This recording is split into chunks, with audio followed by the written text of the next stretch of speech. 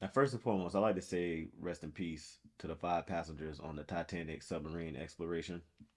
A submarine with five passengers set out Sunday to go visit the Titanic crash at the bottom of the ocean in a five passenger submarine, known to be the deepest submarine on the earth.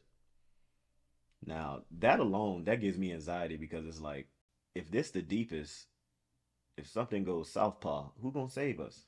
You know what I'm saying? Today is Thursday. It's said for them to have ran out of air by now, so that's why I said rest in peace. So I found a few videos online that I was intrigued by. I spent a lot of time watching this, like consumed most of my day. Let's take a look into the inside of the submarine in the first video. 5 men on board have been identified as British billionaire Hamish Harding, Shahzada Dawood, said to be one of Pakistan's richest men, and his 19-year-old son, Suleiman. Titanic expert Paul Henry Nargeolet, and the man who built the sub, Stockton Rush, the CEO of OceanGate. Wow. They are sealed in the 21-foot metal tube about the size of a minivan. There are no seats, no room to lie. That alone, anxiety at its all-time high right now. I would have to go to the dispensary before I jumped on this voyage. I have to get something strong enough to knock me out. That's just me. But whatever. Down, no food or drink, but there is a toilet. The crew closes the hatch from No food or drink, but there is a toilet. You setting these people up to eat themselves, man. the outside with 17 bolts. There's no other way out. That's freakish. There's no other way out. So, man, it's just, I don't know. It just baffles me that there's no backup plan on top of this. Now, to make matters worse, the entire operation to control the submarine, they was controlling it with a Bluetooth controller.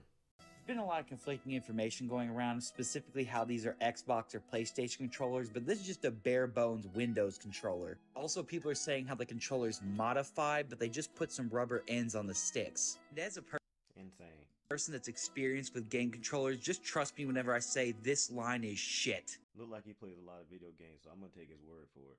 Barely function, and especially the wireless never wants to connect. Even reviews of this controller say that disconnects at just a few feet. Keep in mind, this is for gaming. This is not for piloting a life-saving sub. In fact, it's very likely that they would lose connection inside the sub itself. You can actually find these inside of Goodwills to this day. The crazy thing about that is these are billionaires on board, you know what I mean? And you can clearly afford a way better controller than a wireless video game controller. Like I looked at the reviews on Amazon and those controllers, they have a 4.2 stars out of 5. That's way too low for me to be playing with my life. Just me personally, I'm not dealing with a 4.2 star for me to go at the bottom of the ocean and possibly not return. That's just me. And I would have looked at all of the reviews. The moment I would have saw that it disconnects 2 feet away, I would have asked for my refund. I would have gave him my 5 business days to give me my bread back. Now, last but not least, the last video we're going to look into is of previous passengers. So I thought this was the first time this voyage has taken place, but apparently not.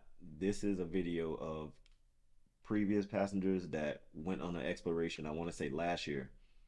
And we'll see what he has to say. This guy's a producer from The Simpsons. So I believe him because The Simpsons be predicting stuff. So he probably already knew he was going to survive. So When a bunch of tourists in a new sub that, was just created over the last several years, it's not looking good. It is always in the back of your head.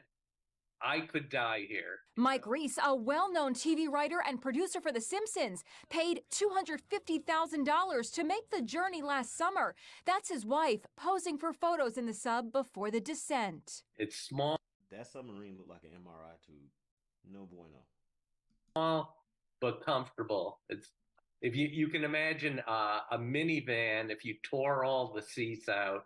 Listening, it sounds very claustrophobic. We were all kind of like-minded people on an adventure, and so there was never a moment's discomfort. Now, for me, the ocean is probably one of the single most terrifying things out there. Like the thought of not knowing what's down there, pitch black, no telling what happened to them. I guess we'll never know. I was praying, I was hoping that they would get rescued so I can see what they saw down there and I can hear their side of the story. But I guess we'll have to catch that on the next episode. Let me know in the comments if this is something y'all would do in the future. Would y'all jump on a submarine, and even if it was free, say you didn't have to pay 250K, would you go on the submarine to go visit the Titanic crash if they didn't use a gaming controller? Let me know in the comments.